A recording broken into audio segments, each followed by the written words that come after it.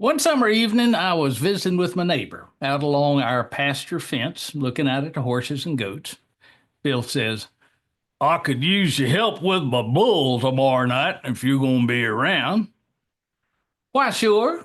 Are we doing something Brahm's going to like or not like? Oh, he not going to like it. That's when I learned that we would be putting a ring in that bull's nose.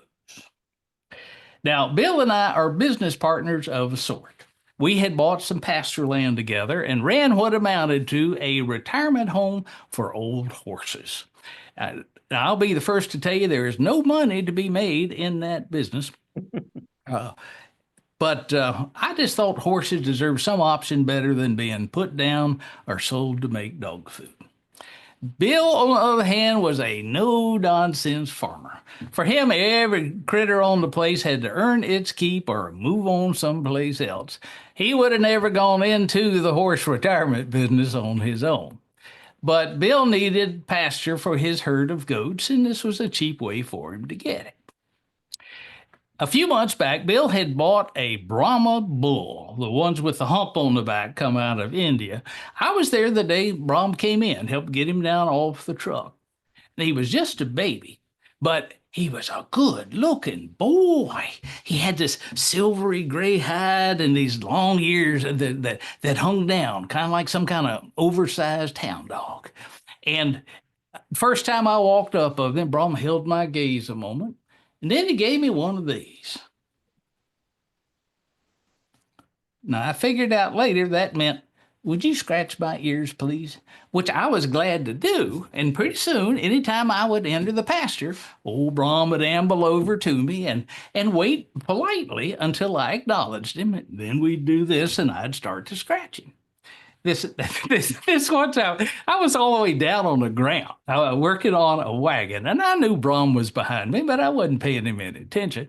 And apparently, he got tired of waiting because he just flopped down and put that great big old head right on my knee. So I stopped and reached out to scratch those floppy ears, and Brahm scooted closer so I could scratch that big old hump too. Well, even as Brahm continued to grow, he remained amazingly docile. When we first got him, Bill's 6-year-old daughter used to climb all over that bull like he was a jungle gym. And even now, she'd put silly hats on him and take his picture. Brahm didn't seem to mind any of it. Brahm made me remember a book I had loved when I was a kid, The Story of Ferdinand, about this peaceful bull who wanted nothing more than to sit under his favorite tree and smell the flowers. And this is the bull who needed a ring in his nose so we could handle him. And I say that, but I do understand the need for the ring. Bulls are big. Brahm weighed 1,000 pounds and he wasn't even a year old. And there is a special sauce that's coming to Brahm and to all bulls called hormones. And when those kick in, Brahm could go from a gentle snore to a raging hurricane like that. Imagine 1,000-pound teenager living in your house, and you will get the idea. But the next evening, when I went out to the barn, Bill had everything ready to go. He had set up a small metal round pen, just big enough to hold Brahm, next to one of the horse stalls he turned into a makeshift recovery room with feed and water and some medical supplies. All right, here's the plan. You're going to be inside the pen with Brahm, ka-flippily bom bom boodly bop.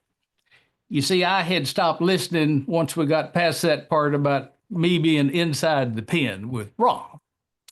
Now, I liked Brahm, but the idea of standing that close to him the first time he experienced severe pain seemed like a bad idea. Now, when I clomp down on these pliers, it's going to shoot right through his nose and Brahm is going to buck. You just use your body weight to hold him down and it should pass pretty quickly. Now, by my calculations, the impact my 165 pounds was likely to have on a 1,000-pound bull was working out to be pretty close to, I was going to die. But a few minutes later, when Bill led Brahm into the barn on a rope, I was waiting inside that round pen. Well, it was tight quarters, and it got even tighter when Bill closed that gate. All right, put your left hand on Brahm's left front leg. Good. Now throw your right arm across his back. I was basically giving this bull a side hug. I was also having flashbacks to my high school wrestling days because they both smelled exactly the same. Are you ready? Sure. When Bill clamped down on those pliers, Brahm rolled one big eye back at me with this look of complete betrayal. And then Brahm lowered his head, and his neck and shoulders clenched into a single massive muscle. And then Brahm fainted. He went down like a 1,000-pound sack of meat. I barely got my left leg out from under me. I'd have been trapped there. I wiggled out under that lowest rung, and for the next 90 seconds, Bill and I stood looking down at this unconscious bull on the floor of my barn. And then he was back. Brahm rose to his feet. When Bill opened the gate, he went right on into the horse stall and started eating. We had him back out in the pasture later that night. But when I went into the pasture the next morning, it was clear that things had changed between Brahm and me. Instead of ambling toward me, Brahm turned and trotted off in the opposite direction. And the one time I tried to follow him, Brahm turned and squared off against me. And for the very first time, I saw him raise one hoof and give me one of these. I never again tried to approach that bull in an open field. If I had to go in, I stayed along the fence so I had an escape route. And I made a point to always know exactly where that bull was if I was out there. Well, that went on for about 3 days. And I was headed up to the barn. And from out in the pasture, I hear some animal squalling like it is being killed. I ran to the fence in the back pasture. Isabel, our ornery 20-year-old donkey, had one of the goats right up in the air.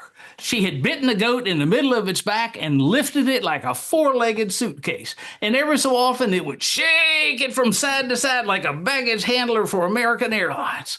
Isabel! I'm over the fence and I'm running. Isabel! Well, the donkey hears me coming and squared at her backside so she could get in a good kick if I got close enough. And at the last minute, she threw that goat right back up at me so close that I tripped and went sprawling. The goat was fine. It got up and ran back to the safety of the other goats. Isabel started hee-hawing at me in a tone that sounded an awful lot like a belly laugh. And I sat on the ground screaming every name I could think of at that darn donkey. And from behind me, I heard a snort. Brahm. I had completely forgotten about Brahm. Without standing up, I scooted around to face him. He was no more than 15 feet away from me. If he charged, I knew I couldn't make the fence. I didn't even think I could stand up all the way. And if I stayed on the ground, he could stomp me to death. I'd seen what a bull could do to a man at the rodeo. And then Brahm lowered his head, and his neck and shoulders clenched into one giant muscle.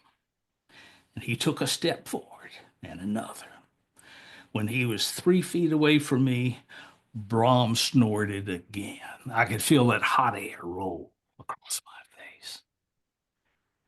And then Brahm flopped down beside me and put that giant head right on my knee.